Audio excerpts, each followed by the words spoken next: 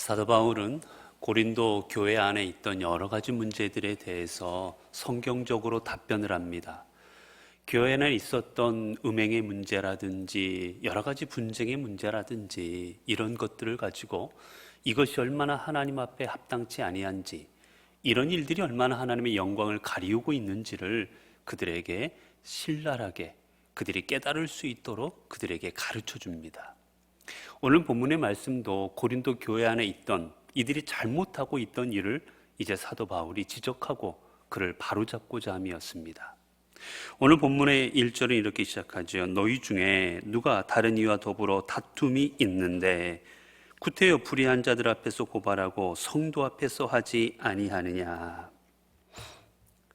오늘 사도 바울이 이제 오늘 6장부터 쭉 이야기하고자 하는 것은, 우리가 앞부분에 있는 것은 음행의 문제였습니다.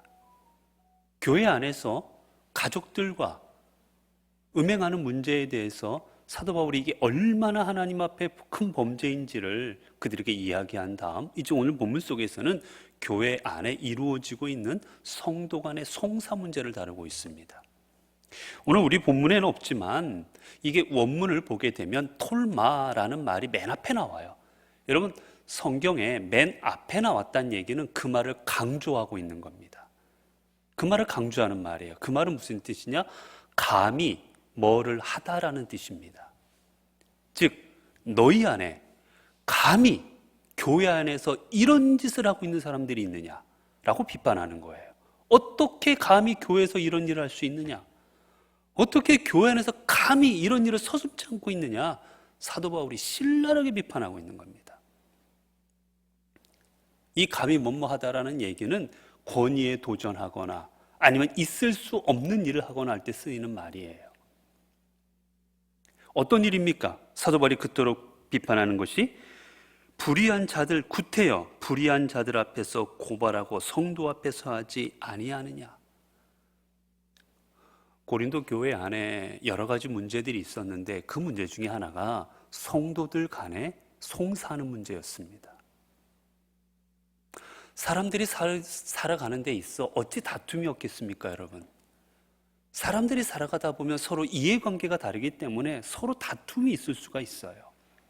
그런데 교회 안에서 성도들 간의 다툼으로 인하여 그것을 본인들끼리 해결하지 못하고 이 일을 가지고 세상 법정에 나아가서 세상 법정에 송사하는 문제를 가지고 사도 바울은 어떻게 감히 이런 일을 할 수 있느냐라고 비판하고 있는 겁니다. 자, 2절이에요. 성도가 세상을 판단할 것을 너희가 알지 못하느냐? 왜 우리가 우리의 문제를 가지고 세상에 나아가면 안 되는 겁니까? 왜 우리는 우리의 문제, 교회 안에 성도들 간의 문제를 왜 세상 법정에 우리가 가져가면 안 되는 거예요? 이야기합니다. 성도가 세상을 판단할 것을 너희가 알지 못하느냐? 이 말은 현재를 말하는 게 아니라 미래를 말하는 겁니다. 즉 종말론을 가지고 이야기하는 건데, 이 땅에 하나님의 나라가 임하게 될 때, 여러분, 하나님 나라가 이 땅에 임하게 될 때 예수 그리스도께서는 우리에게 말씀하셨습니다. 너희가 세상을 심판할 것이다. 아버지와 함께, 나와 함께 세상을 심판할 것이다. 어디에 있습니까? 한번 볼까요? 누가복음 22장입니다. 누가복음 22장 28절에서 30절입니다. 누가복음 22장 28절에 30절의 말씀을 제가 여러분에게 읽어드리겠습니다. 누가복음 22장 28절에서 30절의 말씀입니다. 너희는 나의 모든 시험 중에 항상 나와 함께한 자들인즉 내 아버지께서 나라를 내게 맡기신 것 같이 나도 너희에게 맡겨 너희로 내 나라에 있어 내 상에서 먹고 마시며 또는 보좌에 앉아 이스라엘 12지파를 다스리게 하려 하노라. 같은 본문이 이제 마태복음에도 나오게 되는데 거기도 같은 의미입니다. 마지막 날에 너희가 나와 함께 이 땅에 임하는 사람들을 다 다스리고 그들을 심판하게 될 것이다. 여러분, 마지막 날에 우리는 세상을 주님과 함께 심판할 주의 자녀들입니다. 그런데 그런 우리들이 우리의 문제를 가지고 세상에 나아가서 세상 법정에서 판단해 달라고 내민다라는 것은 그거는 있을 수 없다라는 얘기인 거예요. 하나님의 진리를 모르는, 여러분, 왜 세상 법정에 교회가, 그리스도인들이 교회와 그리스도인 간의 문제를 가지고 나아가면 안 됩니까? 세상은 하나님의 진리를 알지 못하기 때문이에요. 세상은 세상적 지혜가 있습니다. 법전도 있고 도덕적 잣대도 있고 사회적 법규와 수많은 여러 가지들이 있어요. 그러나 거기에는 중요한 것 하나가 없습니다. 하나님의 말씀, 하나님의 진리가 없습니다. 여러분, 우리가 무엇으로 우리의 행동, 우리의 삶을 판단받아야 되겠습니까? 우리가 세상에서는 우리의 삶이 법적으로 판단받지만 우리는 궁극적으로는 하나님 앞에서 판단받아야 되는 거예요. 하나님이 아무리 세상 법정에서는 증거 불충분, 증거가 없어서 죄가 없다 할지라도 하나님께서 바라보실 때는 죄가 있을 수 있는 거예요. 세상에서는 탈세, 탈법, 수많은 것들 변호사를 사서 피해갈 수가 있습니다. 그러나 세상적으로는 피해갈 수 있을지 몰라도 하나님의 눈은 피해가지 못하는 겁니다. 그렇게 우리는 궁극적으로는 하나님에 의해서 판단받아야 되는데 세상 법정에는 하나님의 말씀과 하나님의 진리가 없기에, 그래서 사도 바울은 이 문제를 가지고, 너희의 교회의 문제를 가지고 교회 안에서 해결하라고 권면하고 있는 거예요. 여러분, 사도 바울이 아예 세상 법정을 무시한 거 아닙니다. 때로는 세상 법정이 필요할 때도 있어요. 하다못해 사도 바울도 자신의 생존의 문제를 누구한테 맡겼습니까? 로마 법정, 로마의 황제에게 자신의 재판을 넘깁니다. 즉 사도 바울도 세상의 법정을 아예 필요 없는 것으로 생각하지 않았어요. 단 교회 안의 성도들 간의 문제는, 그리스도 인간의 문제는 그리스도께서 주신 법률, 그리스도께서 주신 주님의 말씀으로 해결하라는 겁니다.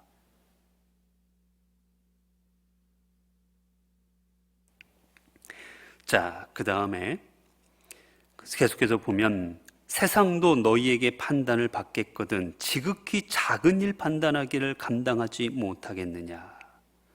나중에 너희가 세상 일을, 세상 사람들을 하나님과 함께 판단할 것인데 어떻게 교회 안에 이루어지고 있는 작은 일들조차도 너희가 판단하지 못하고 있느냐라는 거예요.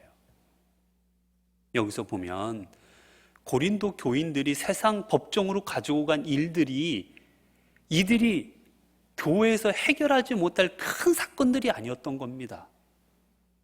이들의 지식으로 해결할 수 없었던 일들이 아닌 거예요. 사소한 일입니다. 조그마한 일들이었던 거예요. 그 작은 일들까지도 다 세상 법정으로 가져갔던 겁니다. 계속해서 3절이지요. 우리가 천사를 판단할 것을 너희가 알지 못하느냐. 판단하다라는 말은 정죄하다라는 뜻입니다. 나중에 우리는 누구까지도 우리가 정죄합니까? 비판할 수 있습니까? 천사입니다. 여기서 말하는 천사는 우리가 일반적으로 하나님의 어떤 계시와 하나님의 말씀을 전해주는 그런 천사를 말하는 게 아니고, 여기 나와 있는 천사는 성경으로 따지면 하나님에게 대적했던, 그래서 타락한 천사들을 말하는 겁니다. 루시퍼예요. 타락한 천사입니다. 하나님 앞에 불순종해서 쫓겨났던 천사들이에요. 그 천사들, 세상에 권세를 잡고 있지만 궁극 하나님의 나라가 임하게 될 때는 그들은 다 하나님의 심판 안에 있을 것이고, 그 심판은 그리스도인들이 함께 할 것입니다. 결국은 이 땅에 쫓겨났던, 하나님을 대적했던 그 천사들까지도, 영적 존재들까지도 너희가 판단할 건데 어떻게 교회 안의 작은 일들을 판단치 못하고 있냐는 거예요. 여러분, 타락한 천사 사탄들도 영적 존재입니다. 우리가 싸워서 이기기 어려운 존재들이에요. 영적인 존재입니다. 힘을 가졌습니다. 그럼에도 불구하고 마지막 날에 우리가 판단할 수 있습니다. 그들의 잘잘못을. 그런 우리들이 우리 안에 있는 작은 일들을 해결하지 못하고 세상 법정으로 가져온다는 것은 부끄러운 일이라는 거예요. 어리석은 일이라는 겁니다. 4절입니다. 그런즉 너희가 세상 사건이 있을 때 교회에서 경히 여김을 받는 자들을 세우느냐.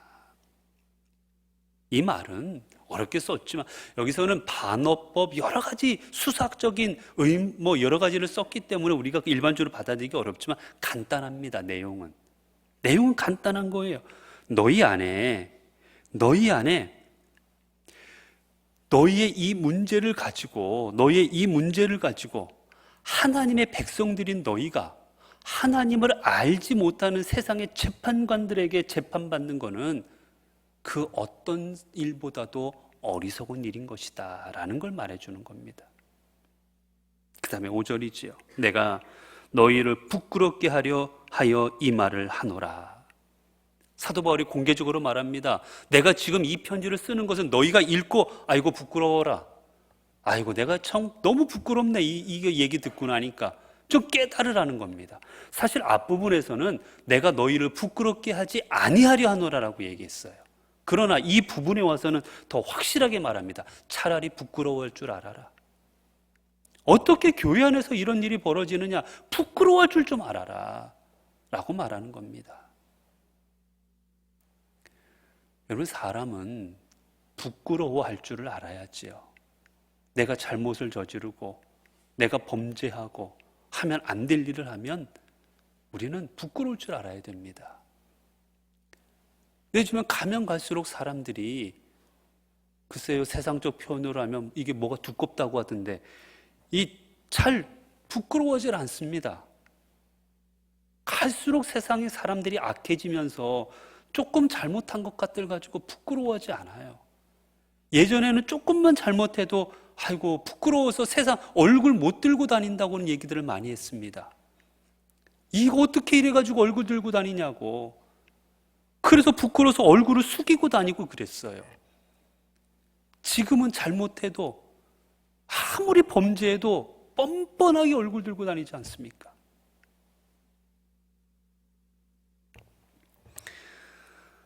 사도 바울은 말합니다. 부끄러워할 줄 알아라. 그 다음에 너희 가운데 그 형제 간의 일을 판단할 만한 지혜 있는 자가 이같이 하나도 없느냐? 아니, 교회 이 일 판단할 줄 아는 사람이 그렇게도 없느냐라는 거예요. 여러분, 우리가 고린도전서 1장 앞부분에 보게 되면 고린도 교회를 향해서 사도 바울은 이야기하지요. 너희 안에 뭐가 있습니까? 1장 5절을 보게 되면 1장 5절에 이는 너희가 그 안에서 모든 일 곧 모든 언변과 모든 지식에 풍족함으로 7절에도 보면 너희가 모든 은사에 부족함이 없이. 여러분, 고린도 교회 안에는 은사를 받은 사람도 많았어요. 게다가 지식 있는 사람들이 많았습니다. 많이 배웠어요. 그래서 그들은 교만했습니다. 야, 우리가 이처럼 많이 배운 사람들이야. 야, 우리 기도하고 우리가 방언도 하고 우리가 병 고침의 은사도 있고 와, 우리 예언의 은사를 가진 사람들도 있고 우리는 대단한 사람들이야. 그들은 자만할 정도로, 교만할 정도로 교회 안에 수많은 은사와 많이 배운 사람들이 넘쳐났어요. 그런데 그들은 그토록 우리가 배웠다고 스스로 자만하고 교만하고 있으면서도 교회 안에 벌어지고 있는 조그만 일들도 교회 안에서 해결하지 못했던 겁니다. 여러분, 지혜가 있으면 교회 안의 분쟁들을 해결할 줄도 알아야지요. 그러나 서로 간에 해결하지 안 하고 다들 그저 세상 법정으로 가서 해결하라고 했던 겁니다. 지혜 있는 척하고 있는 이 고린도 교인들을 향한 사도 바울의 비판입니다. 자, 그 다음에 6절입니다. 형제와 더불어 고발할 뿐더러 믿지 아니한 들 앞에서 하느냐. 여러분, 여기서 형제가 형제와 더불어 고발할 뿐더러, 지금 이들이 뭘 잘못하고 있는 건지 사도 바울은 구체적으로 말해줍니다. 뭐 하고 있습니까? 형제가 형제와 더불어 고발하고 있습니다. 여기서 형제라는 말은 원래는 한 어머니의 뱃속에서 태어난 사람을 형제라고 말하는 겁니다. 이 본문상에서 원의미는. 하지만 우리가 이 성경에서는 형제라는 말을 더 나아가서 그리스도 안에서 한 가족이 된 그리스도인들을 가리킵니다. 우리는 주 안에서 다 하나님을 뭐라고 부릅니까? 하나님 아버지. 하나님을 우리는 다 아버지라 부르잖아요. 결국 아버지가 같습니다. 여러분, 아버지가 같으면 뭐가 되는 거예요? 가족이잖아요. 그러니 너희들은 하나님을 아버지라 부르는 다 가족들인데, 형제가 아닌데 왜 어떻게 형제간에 뭘 고발하느냐? 형제간에 다툼이 있는 것도 잘못인데, 게다가 그 다툼을 다툼에서 끝내는 것이 아니라 고발까지 가는 겁니다. 오늘 또 우리 그런 일 주변에서 얼마나 많이 봐요, 여러분. 유산이라든지 아버지 땅이라든지 여러 가지 문제가 생기면 싸움이 벌어집니다. 그렇죠? 가족 간에도 싸움이 벌어져요. 자식과 부모 싸움에도 벌어집니다. 그러다가 안 되면 세상 법정으로 가지요. 고발해버립니다. 그런 일들이 고린도 교회 안에 일어나고 있었어요. 그런데 여기까지도 잘못되었는데 또 잘못이 무엇입니까? 믿지 아니하는 자들 앞에서 하느냐? 부끄럽지도 않느냐? 어떻게 믿는 너희들이 믿음을 가지고 믿지 아니하는 사람들 앞에가 재판받고 있느냐?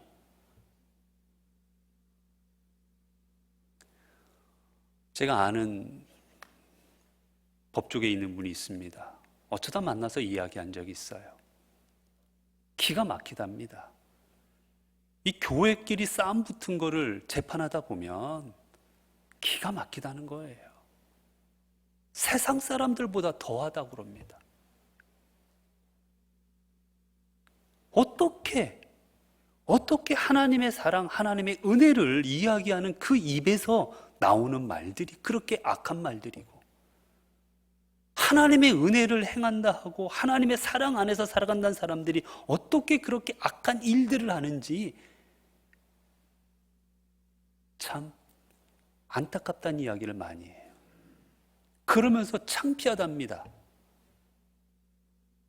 그 법관들 중에 교회 안 다니는 사람들이 많은데 그렇게 교회 문제들을 가지고 그 송사가 있는 그 싸움하는 거를 보여줄 때 자신이 마음이 너무 아프다라는 거예요. 저 사람이 교인들을 보고 어떤 마음을 가질까? 과연 저 재판관이 과연 예수님을 믿고 싶은 마음이 저 안에 생길까? 과연 예수 그리스도의 복음이 진리라고 생각이 될까? 그걸 믿는다는 사람들끼리 저렇게 싸우고 있는데,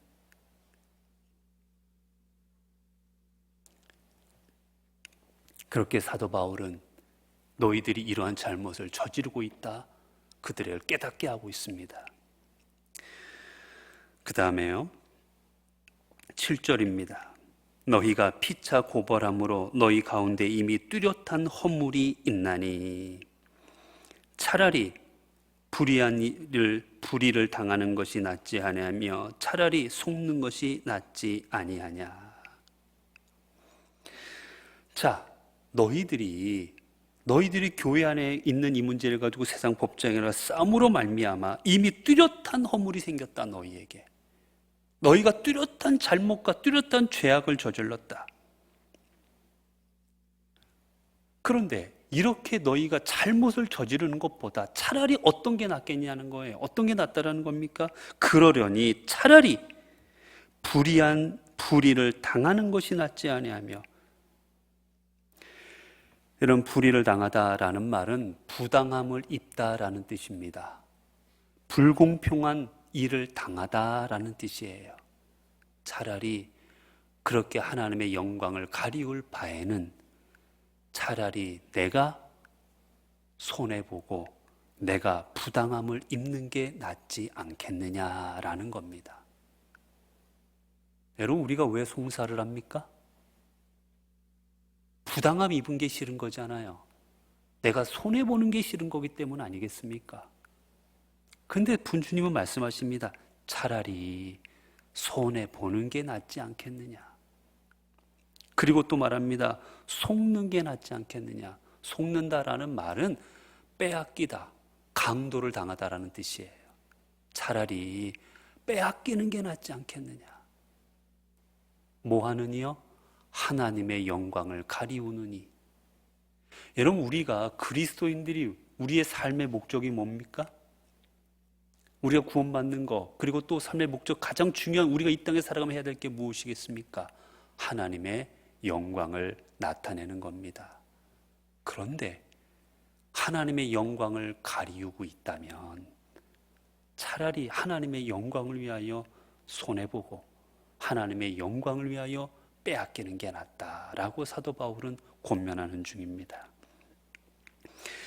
주님께서도 비슷한 말씀을 하셨지요. 마태복음 5장 39절에서 42절입니다. 마태복음 5장 39절에서 42절까지의 말씀을 제가 여러분에게 읽어드릴게요.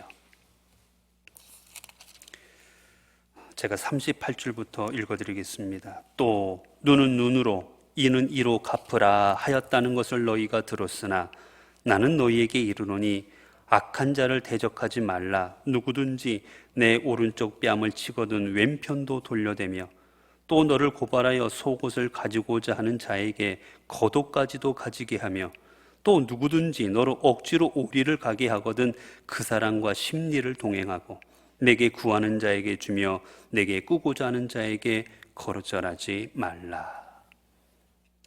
주님도 말씀하셨습니다. 악한 자에게 악으로 대하지 말고 선으로 대해라. 그게 하나님의 뜻입니다.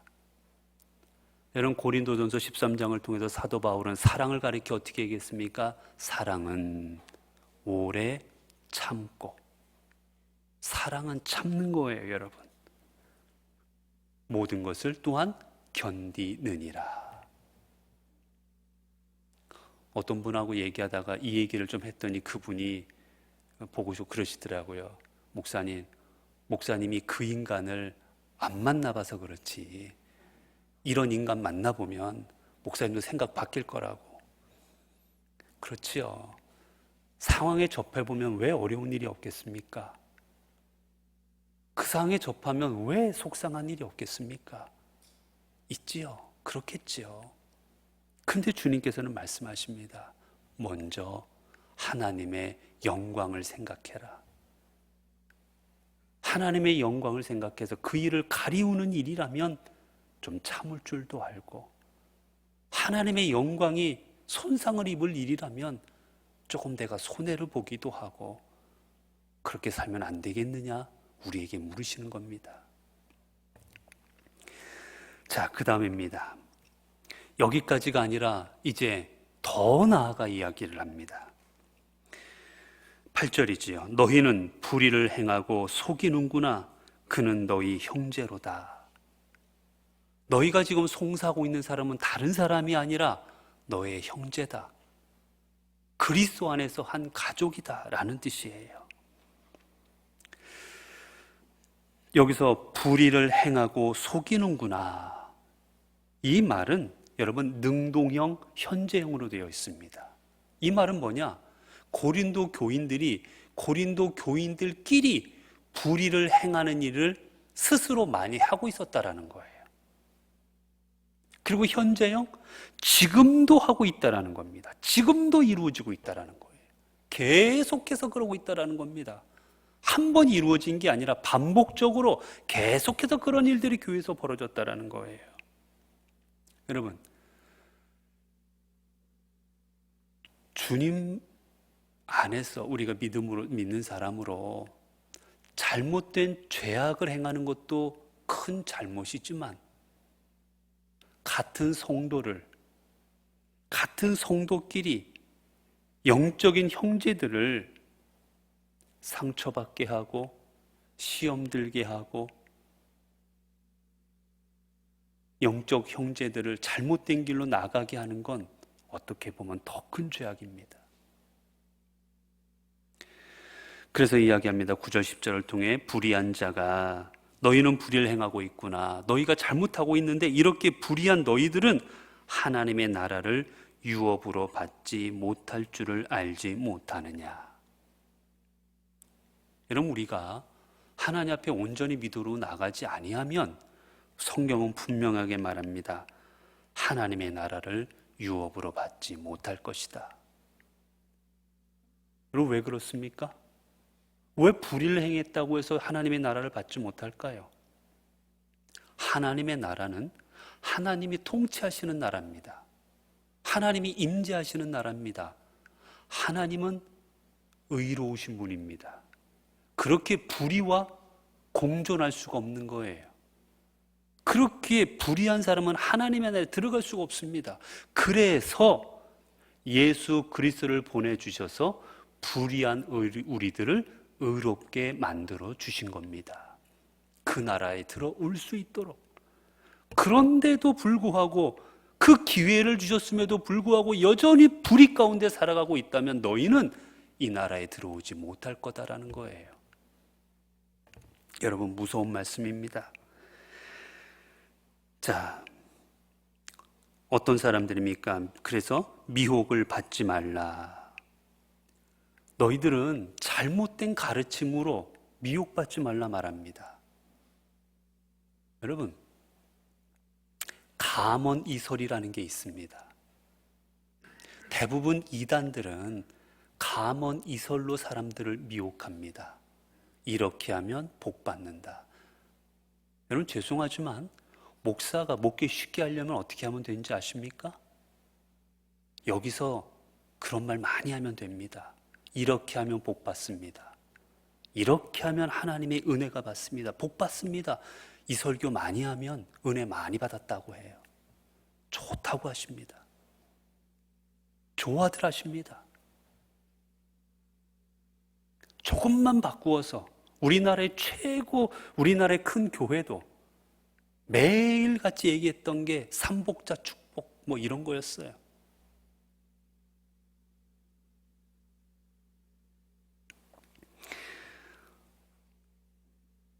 이런 이단들은 늘 감언이설, 이렇게 하면 하나님께서 우리를 이렇게 이끌어 주시고 이렇게 복을 주시고 이렇게 은혜 주신다고 말씀을 살짝 바꿔서 늘 사람들을 미혹합니다. 그럴듯하게. 여러분, 그래서 이단들 교회 가면 얼마나 듣기 좋은 소리 많이 하는 줄 모릅니다. 처음에 은혜가 넘칩니다. 저렇게 은혜스러운 말씀을 많이 하나. 근데 그 끝은 멸망입니다. 여러분, 이 초대교회에 어떤 일이 있었냐면, 지금 고린도 교회에 어떤 일이 있었냐면, 이들은 그런 생각을 가졌습니다. 하나님께서 하나님의 도덕적인 그런 법률, 의로우심 이런 것들을 인간에게 강요하지 않으신다. 어떻게 하나님께서 지키시고 살아가는 그 어려운 것들을 인간에게 강요하실 수가 있느냐? 우린 인간인데. 하나님께서는 하나님께서 지키시고 살아가시는 그것을 인간에게는 강요하지 않으신다. 그러니까 우리는 한번 믿었으면 그래서 구원받고 그리고 난 다음에는 우리의 지식대로 우리의 삶대로 살아가면 된다. 우리의 도덕적 기준 가지고 살아가면 된다. 하나님의 기준 가지고 안 해도 구원받는 데는 문제 없다. 이들은 그렇게 생각했습니다. 그래서 아무렇게나 해도 됐던 거예요. 이 시대 철학 사상들이 그랬거든요. 에피쿠로스 학파라든지 쾌락을 추구하고 육신은 상관없다. 내가 영적으로 구원받는 것이 육적으로는 무슨 짓을 해도 상관없다라고 생각했던 거예요. 그런 사상들이 교회 안에 있었습니다. 오늘날도 비슷한 파가 하나 있어요. 구원파라 해서 이 구원파의 사상 중에 하나가 뭐냐면 한 번 구원받은 것은 물릴 수 없습니다. 그렇기에 내가 구원받았으면 그 다음부터는 어떤 죄를 저질러도 상관이 없어요. 구원받는 거하고는. 그러니까 마음대로 살아도 돼요. 요즘에는 그거를 조금 수정했다고는 하던데 기본 교리는 그겁니다. 그럼 많은 사람들이 거기에 혹했어요. 아니, 한 번 믿고 나면 그 다음부터는 어떻게 살아도, 우리는 맨날 믿어도 잘못될까 봐, 혼날까 봐 우리는 노심초사하면서 하나님 말씀대로 살려고 걱정하는데, 한 번 구원받은 다음에는 까짓거 내 마음대로 살아도 된다는데 얼마나 좋아요. 그런 사상에 미혹되지 말아라 라고 말합니다. 그 다음에 말하지요. 음행하는 자, 우상 숭배하는 자, 간음하는 자, 탐색하는 자, 남색하는 자, 다 성적으로 잘못된 사람들 하늘나라에 가지 못한다라고 말합니다. 그리고 도적이나 탐욕을 부리는 자. 그래서 탐욕이라는 건 남의 것을 더 탐하는 거예요. 여러분, 내 걸 탐하는 게 아니라 남의 것을 탐하는 사람입니다. 그리고 술 취하는 자. 술 취해도 하늘나라 못 갑니다. 이렇게 말하면 심장이 쿵 하고 떨어지는 분들 꽤 있으시죠? 여기서 술 취한 자는 얘기는 무슨 뜻이냐? 술을 먹음으로 인해서 내 자신을 괴롭게 하고 술로 인해서 다른 사람들을 괴롭게 하는 사람들을 말합니다. 여러분, 우리는 하나님께서 주신 거룩한 성전입니다. 내 몸을 해롭게 하는 것도 잘못된 거예요. 더 나아가 나로 인해서 다른 사람을 해롭게 하는 것도 잘못된 겁니다. 두 개가 다 잘못된 거예요. 뭐 입에 술 대면 하늘나라 못 가냐? 그건 아니에요. 술 먹는다고 하늘나라 못 가진 않습니다. 단 술로 인해서 내 몸을 상하게 하고 술로 인해서 다른 사람을 상하게 한다면, 아프게 한다면 그로 인해서는 하나님께 우리는 하나님의 질책과 하나님의 심판이 임할 수 있다는 걸 기억해야 돼요. 그래서 술 먹는 거 함부로 하지 않고 조심해야 되는 겁니다. 그 다음에 모욕하는 자나, 이런 모욕하다라는 말은 남을 비방하는 자를 말합니다. 여러분, 남을 비방해도 안 돼요. 나랑 마음이 안 맞는다고, 뜻이 안 맞는다고 함부로 비방하지 말고. 판단은 누가 하십니까? 앞에 고린도전서를 통해 쭉 여러 번 말씀드렸어요. 우리 삶의 모든 것의 최종적인 판단은 누가 하십니까? 하나님이 하십니다. 우리가 판단해서 몹쓸 사람, 우리가 판단해서 전 죽어도 싼 사람, 우리가 판단해서 벌 받을 사람, 여러분, 그렇게 함부로 판단하면 안 돼요. 우리는 그 이면을 들여다볼 수가 없습니다. 왜 그 사람이 그런 일을 했는지 다 알 수가 없어요. 겉으로 드러난 것밖에 우리는 판단하지 못합니다. 그래서 기독교에서는 살인에 대해서, 사형제에 대해서 반대하는 거예요. 기독교에서 정말 나쁜 짓을 저지른 사람들이 벌 받아야 되는데, 우리는 그 사람이 왜 그렇게 했는지 속을 들여다볼 수는 없지 않습니까? 겉만 들여다보지.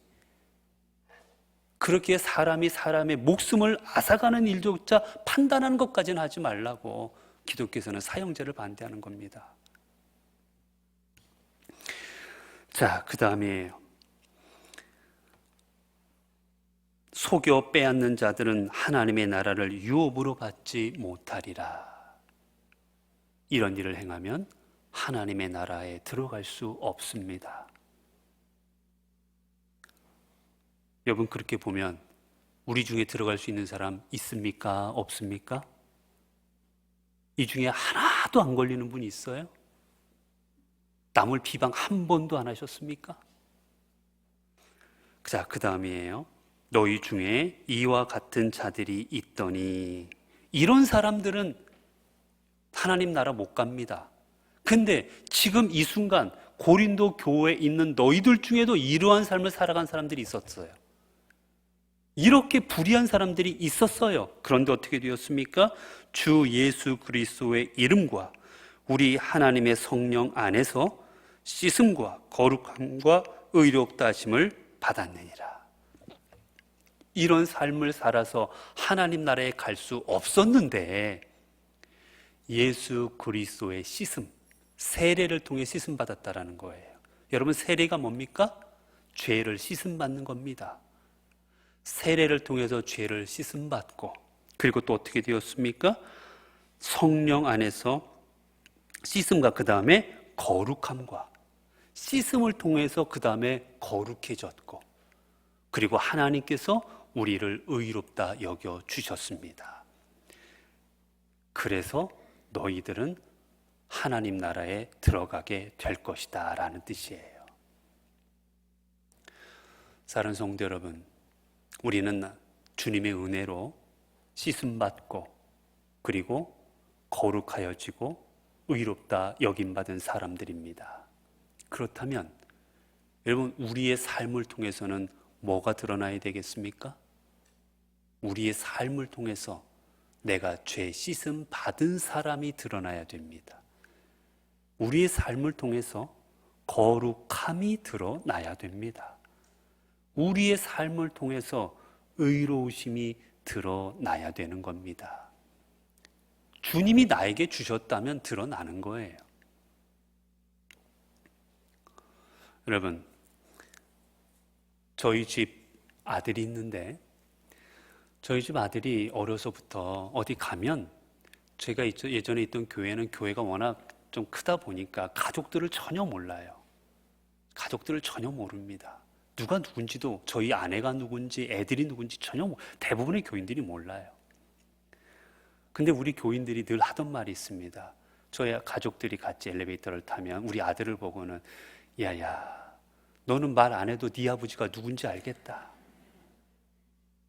너는 누구 아들인지 알겠다. 늘 저희 아들 보고 그랬어요.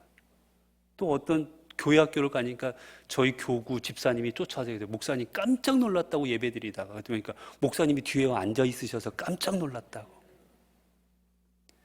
똑같거든요. 생긴 게. 왜 그렇습니까?